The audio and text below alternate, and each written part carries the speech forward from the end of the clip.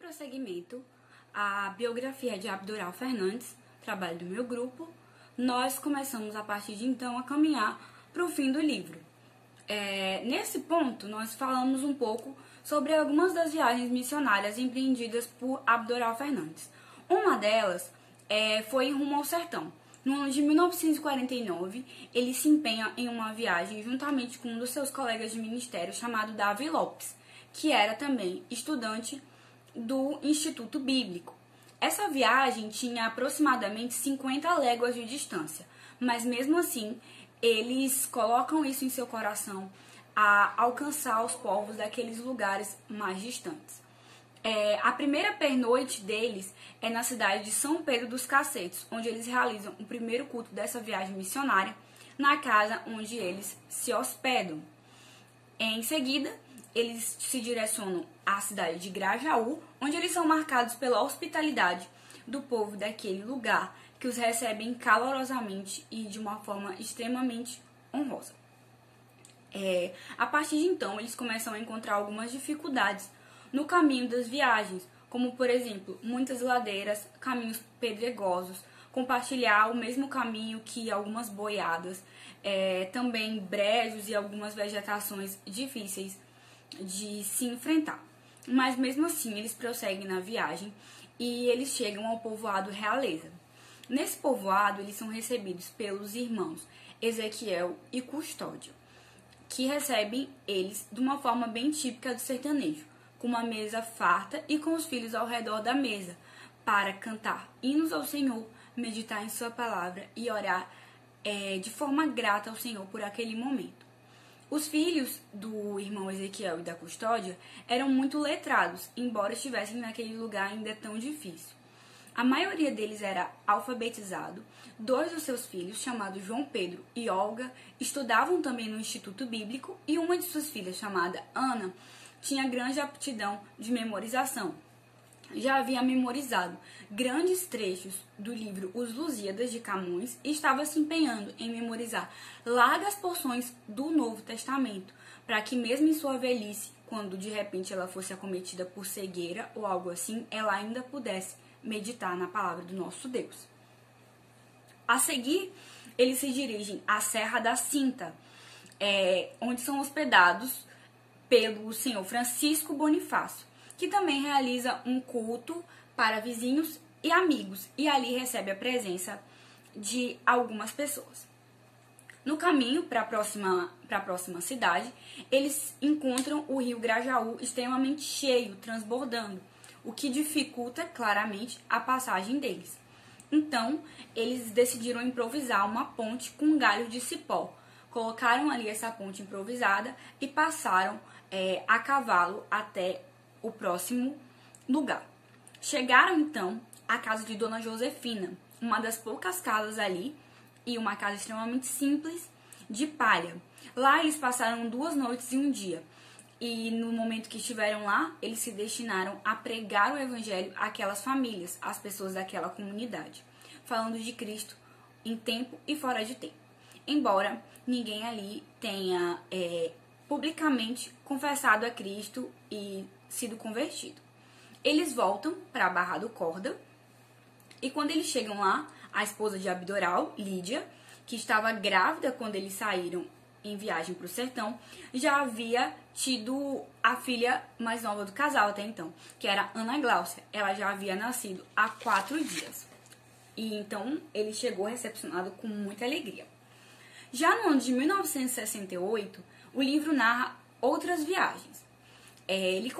Essa narrativa começa quando a igreja em Cândido Mendes estava sem pastor e solicitou a ajuda de outros ministros para que pudessem dar suporte a essa igreja. Assim, Abdoral viaja de Teco-Teco até lá, um pequeno avião, e lá ele reúne a igreja, realiza cultos em louvor a Deus, batiza 9 adultos membros daquela igreja e apresenta também algumas crianças ao Senhor. De Cândido Mendes, eles vão para Caritapera. De Caritapera, eles vão para Belém. De Belém para Abaetetuba. De Abaetetuba para Imperatriz. E essa viagem eles realizam de jipe, em muita aventura, já que Esta noite aconteceria a organização da Igreja Cristã Evangélica em João Lisboa. Atrasados com o percurso da viagem, em ter visitado já várias igrejas nesses lugares, eles pegam um jipe em uma estrada extremamente difícil para chegar lá a tempo de celebrarem junto com os irmãos em João Lisboa. No mês de maio, ele decide visitar algumas igrejas, sobretudo no Piauí e na Bahia. Então, dia 3 de maio, ele inicia essa jornada, começando por Teresina, depois indo a Petrolina, depois a Remanso da Bahia, depois a cidade de Caracol, no Piauí, depois retorna a Petrolina e sente o desejo de visitar algumas igrejas no Ceará, indo às cidades de Crato e de Juazeiro. Depois ele retorna a Petrolina, em que ele retorna aqui para São Luís. O livro também narra algumas histórias familiares da vida de Abdoral.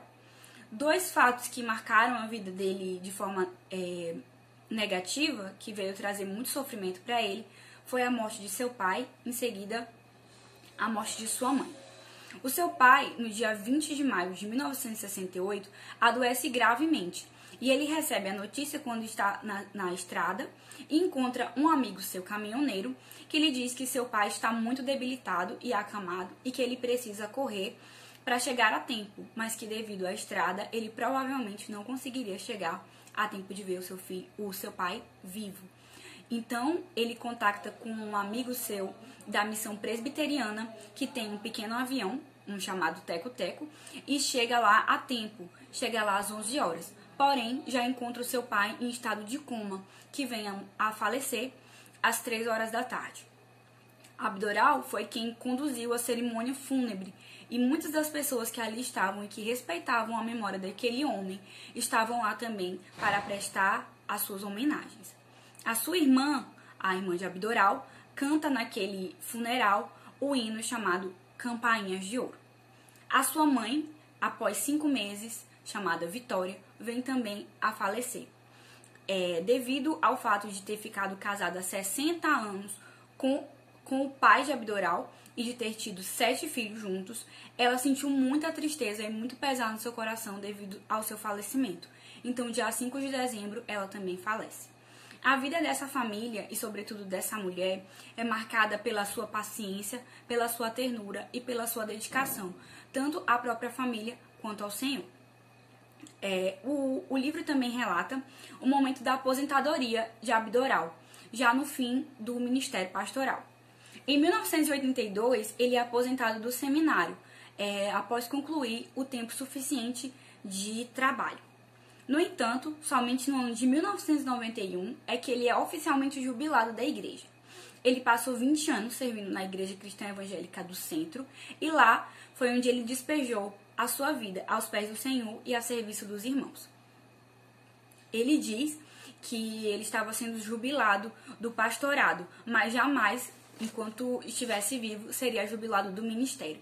Ele não queria se sentir inútil nem ocioso após ser jubilado, então ele continuou servindo ao Senhor.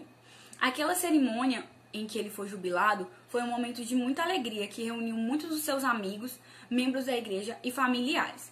Foi o pastor Josué Dias de Azevedo que celebrou aquele culto, que era, até então, presidente da região maranhense. Ele dirigiu aquele culto e, neste mesmo culto, o pastor Enoque pregou. A ele, a Abdoral Fernandes, foi concedido o título de pastor emérito, já que ele, mesmo jubilado, continuaria colocando a sua vida ao serviço do Senhor. O livro conclui com as suas bodas de ouro de Abdoral com Lídia, a sua esposa. No dia 30 de dezembro de 1996, eles comemoram 50 anos de casado. E esse momento foi de muita alegria, já que eles comemorariam toda a vida juntos, além de a vida dos seus 7 filhos e 4 filhas. Essa comemoração aconteceu no Seminário Cristão Evangélico do Norte e teve a presença de mais de 90 pessoas, inclusive de outras denominações, amigos, filhos, a família dos filhos, enfim. Diante de tudo isso que nós aprendemos nesta manhã, nós podemos aplicar em nossa vida o exemplo de Abdoral Fernandes, de zelo ao Senhor.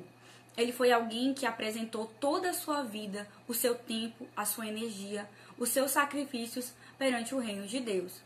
Ele tinha um zelo excelente pela obra de Deus, de modo que se arriscou em viagens perigosas e longe de sua família, para que os povos não alcançados tivessem a graça de ouvir de Cristo.